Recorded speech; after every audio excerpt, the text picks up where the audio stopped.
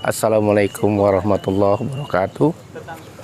Innal hamdalillah nahmaduhu wa nasta'inuhu wa nasta'inuhu wa nastaghfiruh wa na'udzubillahi min syururi anfusina wa min sayyiati a'malina may yahdihillahu fala mudhillalah. Asyhadu an la ilaha illallah wa asyhadu anna muhammadar rasulullah.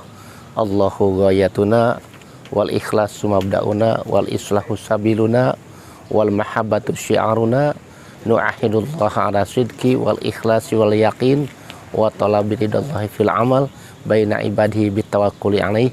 Bismillahirrahmanirrahim. Bismillahi wala haula wala quwata illa billahil aliyil azim. Allahu akbar. PUI sampai hari ini sudah melintas masa sekitar 103 tahun. Karena PUI digagas dan didirikan oleh para pendahulunya, yaitu Kiai Haji Ahmad Sanusi pada tahun 1911 dengan nama Majlisul Ilmi.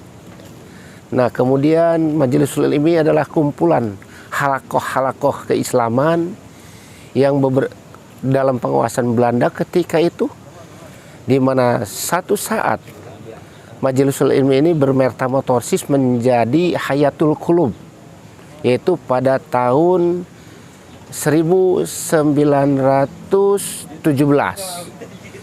Selama itu, selama kurun waktu 1911 hingga 1917 adalah masa pertama yang begitu dahsyat, karena kegiatan-kegiatan Majlis Ilmi ini senantiasa diawasi dan dikejar-kejar, diintai oleh Belanda ketika itu, sehingga hasil berijtihad berubahlah menjadi Hayatul Qulub. Hayatul Qulub ini maknanya adalah menghidupkan hati. Selepas 4 tahun, 5 tahun bermajlisul ilmi, maka gerakan selanjutnya adalah Hayatul Qulub, yaitu menggerakkan hati. Ternyata dengan perubahan nama Hayatul Qulub ini luar biasa dahsyatnya, luar biasa dahsyat, karena banyak lompatan-lompatan karya-karya dakwah yang bermunculan ketika itu. Jadi nama yang sederhana Hayatul Qulub seolah-olah diam, hanya bekerja dalam hati, tapi kenyataannya menghasilkan harokah yang cukup signifikan. Dan dari sanalah banyak tercetak dai-dai yang dikirim ke berbagai daerah. Dan banyak aset-aset pergerakan, yaitu pesantren-pesantren, sekolah-sekolah. Sekolah yang ketika itu masih istilahnya duduk jongkok di lantai, tapi Kiai Haji Ahmad Sanusi sudah berpikir bahwa sekolah yang baik adalah sekolah-sekolah yang klasikal. Maka ketika itulah Belanda harus berpikir, dan dari Hayatul Qulub lah banyak melahirkan ulama-ulama, tokoh-tokoh yang menyebar ke seluruh Jawa waktu itu dan sampai ke Lampung. Dari sanalah jadi kita tidak, walaupun kelihatannya PUI ini saat ini kelihatannya jarang diketahui, ternyata usia kita ini sudah cukup tua. Nah, untuk selanjutnya dengan adanya Multaqo Ulama kali ini, kita memiliki spirit keulamaan yang tinggi di tengah-tengah situasi bangsa yang saat ini kondisinya betul-betul menjelang dalam titik nadir. Semua kondisi negara Indonesia ini adalah krisis multidimensional. Karena bagaimanapun juga pendiri PUI adalah memiliki saham andil terbesar dalam mendirikan republik ini. Ketiga tokoh PUI, yaitu yang pertama Kiai Haji Abdul Halim dari Majalengka, Kiai Haji Ahmad Sanusi dari Sukabumi, dan Mr. Samsudin ketiga beliau adalah anggota BPUPKI, Badan Persiapan Usaha-Usaha untuk Kemerdekaan Indonesia. Dari jumlah 66 orang anggota BPUPKI, 3 orangnya adalah para pionir-pionir PUI ketika itu. Jadi hubungan erat, kepedulian PUI terhadap bangsa dan negara ini tidak bisa dilepaskan.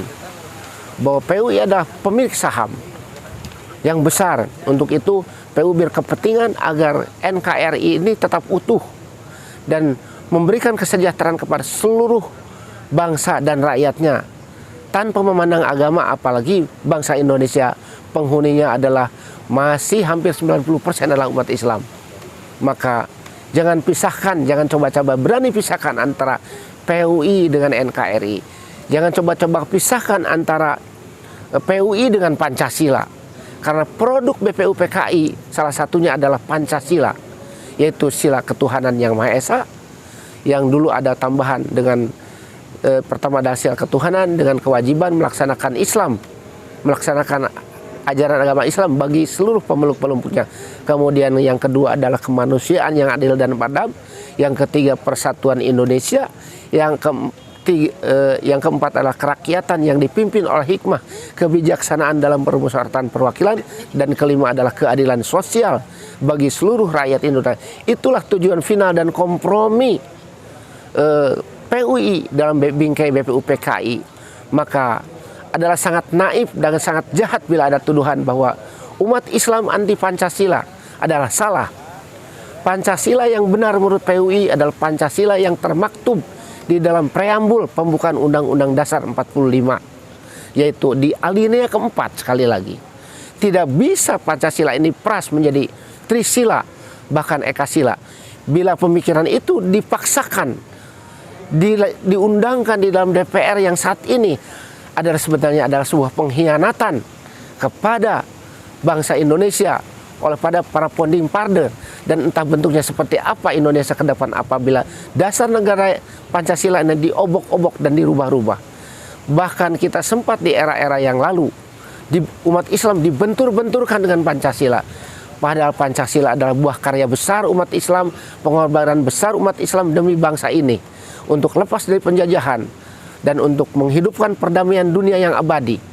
Maka PUI sangat konsisten sampai kapanpun selama bumi ini masih ada.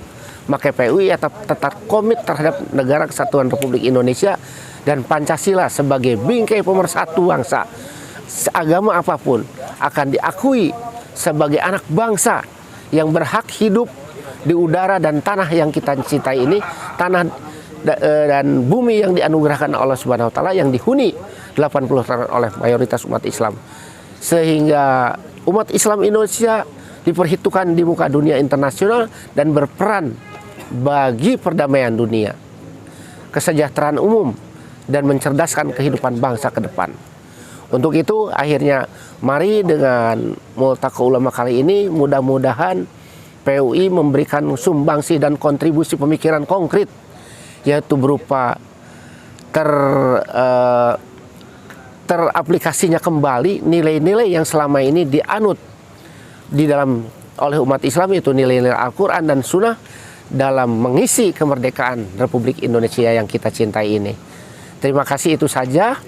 Mudah-mudahan PUI ke depan bisa lebih berkiprah, dan kepada seluruh segmen masyarakat dan negara, mari kita bersama-sama dengan PUI bergandeng tangan untuk menjaga keutuhan negara dan menjaga marwah kewibawaan umat Islam Indonesia, sehingga umat Islam adalah penghuni terbesar yang mempersembahkan karya bernegara yang baik, yang diterima oleh semua pihak, baik nasional maupun internasional. Itu saja yang bisa kami sampaikan. Billahi taufiq wal hidayah. Assalamualaikum warahmatullahi wabarakatuh.